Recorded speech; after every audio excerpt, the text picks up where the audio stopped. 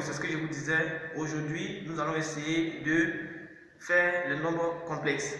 Mais avant tout, j'aimerais bien remercier tous ceux qui ont mis des commentaires et tout ça. Donc, je vous demande juste de vous abonner, surtout les élèves de terminale. Voilà. Donc, abonnez-vous, abonnez-vous et abonnez-vous. En tout cas, merci beaucoup. Merci.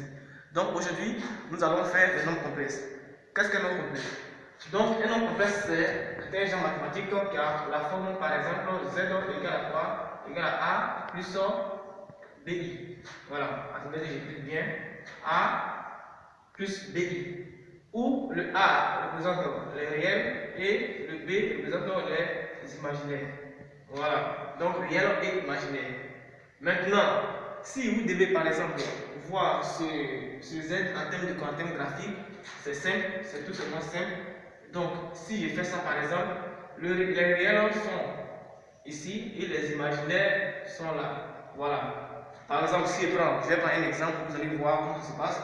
Je prends l'exemple Z égale à quoi? Égale à 1 plus I. 1 pour les réels et I pour les imaginaires. Donc, je prends ici 1, 2, 3, 4. 1, 2, 3. Donc, ici, c'est I et ici, c'est 1. Vous comprenez? Donc, directement, là, c'est pour les imaginaires. Il y a combien de I? Ici, c'est 1 I. Donc, voici le 1 I et voici le 1 ici. Donc, imaginez-vous si je mets un point M là. Si je mets un point M là, il y a plusieurs circonstances. Donc, maintenant, ici, c'est Z qui est égal à quoi? Qui est égal à A plus BI. Nous avons dit que nous allons transformer, par exemple, la forme algébrique à la forme trigonométrique et de la forme trigonométrique à la forme exponentielle. Mais la forme trigonométrique, comment ça se passe? Comment ça s'écrit? La forme trigonométrique, c'est quoi? C'est la forme de Z. C'est Z égale à quoi? Égale à R cosinus θ plus I sinus θ. Voilà. Donc R cosinus θ plus I sinus θ, où R qui est là est le module de Z. Ou par exemple comme ça, le R qui est là, c'est le module de Z et le θ représente l'argument de Z. Le θ est égal à argument de Z.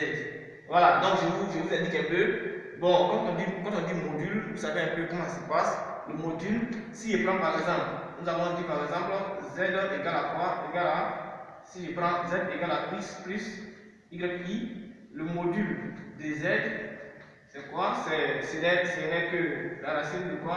De X carré plus Y carré. Voilà, ça, c'est celui-là qui représente le R. Et l'argument de Z est θ qui est égal à argument de Z. Comment ça se passe? C'est l'angle. Donc, où est l'angle? Je vous montre directement sur le graphique. Ici, regardez bien, elle est là. Si je fais ça par exemple, bon, ça, ici, voici θ. Et θ c'est quoi? Si je prends un vecteur ici, U, ici O, donc θ représente quoi? L'angle vecteur U et OM. Donc vous voyez, c'est ça qui est, c'est θ qui est l'argument de quoi? L'argument de Z. Donc, je vais vous montrer comment c'est parce que pour pouvoir trouver Z sur la forme trigonométrique et sur la forme exponentielle, vous devez d'abord chercher R et après R, vous cherchez quoi? θ. Voilà. Et θ, comment est-ce qu'on trouve θ? Parce que θ c'est l'argument de Z, alors θ sera égal à quoi? C'est le numéro ici, cosinus θ qui est égal à quoi? Égal à A sur le module de Z. Ok, sur le module de Z. Et sinus θ égale à quoi? Égale à B sur R ou sur le module de Z. Sur le module de Z. Voilà. Donc vous comprenez, avec ça, vous pouvez directement trouver θ et vous le repassez là et c'est tout.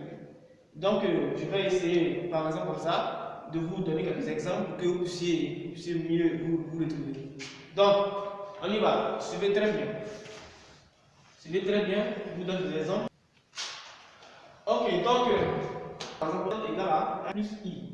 Voilà. 1 plus I ici, ça veut dire quoi? Ça veut dire que A égale à quoi? Égale à 1 et B aussi égale à 1. Vous comprenez? Voilà. Donc ça, si je veux trouver ça, ça c'est la forme algébrique. Là c'est la forme algébrique. Je vais trouver ça en forme trigonométrique. La forme trigonométrique. On sait que la forme trigonométrique, c'est quoi? C'est z donc est égal à quoi? Est égal à r cosinus θ plus i sinus θ. Donc là, tu dois trouver r et je dois trouver θ. Ok. Nous avons dit que r, en fait, c'est égal à quoi? Au module de z, qui est égal à la racine de 1 au carré plus 1 au carré. Et ça, vous comprenez que ça fait racine de 2. Vous comprenez? Ça fait racine de 2. Il n'y a pas de problème pour ça. Maintenant, nous avons fini de trouver r qui est égal à racine de 2. Nous allons déterminer θ. Θ, comment ça se passe? Donc, si je prends θ, vous posez que θ, 2 points, et cosinus θ doit être égal à quoi? À a sur le module de z qui est r, et son sinus aussi doit être égal à quoi? À b sur θ sur r qui est le module de z. Vous comprenez? Donc, ce qui veut dire que ici, le cosinus θ est égal à quoi? Est égal à 1 sur racine de 2, parce que a c'est 1, le r c'est racine de 2, qui est égal aussi à quoi? À racine de 2 sur 2, et le sinus θ est aussi égal à b sur r. Le b c'est 1 sur r, donc 1 sur racine de 2 aussi, qui est égal à racine de 2 sur 2. Et ça, donc dans le tableau trigonométrique des classes de 3e, qu'est-ce qui se passe? Quel est l'angle qui a en même temps le cosinus racine de 2 sur 2 et le sinus racine de 2? θ en réalité c'est égal à quoi? C'est égal à pi sur 4. Voilà. Donc vous avez maintenant R, vous avez maintenant R et vous avez θ. Donc si vous avez R et θ, la forme trigonométrique c'est quoi? Ça sera maintenant z qui est égal à quoi? Le R c'est racine de 2 cosinus θ qui est égal à quoi? Cosinus plus 4 cosinus θ cosinus plus 4 plus i sinus plus 4. Voilà. Donc ça c'est la forme trigonométrique de z. C'est-à-dire que si z égale à 1 plus i, sa forme trigonométrique c'est z égale à racine de 2 plus tout ça. Et pour la forme exponentielle, c'est très simple, il n'y a plus rien à faire, puisque la forme exponentielle est de la forme z égale à quoi? R, E, I, θ. Vous comprenez? Le R, on a déjà R, θ, on a déjà θ, alors z serait égal à quoi? Égal à la racine de 2 exponentielle de pi plus 4. Donc, voici ça. J'espère que vous allez mieux vous le trouver. Donc, si vous voulez vous entraîner, par exemple, si pour mieux vous le trouver, par exemple, bon, vous pouvez essayer de faire ça. Je vais mettre une dernière position à la fin. Je vais mettre des exercices, vous allez faire et vous allez me contacter via WhatsApp. Je vais mettre le numéro encore, vous allez me contacter et puis voilà, je verrai comment est-ce que, si vous n'avez pas compris, je peux vous réexpliquer. Donc, j'espère que vous avez. Ok.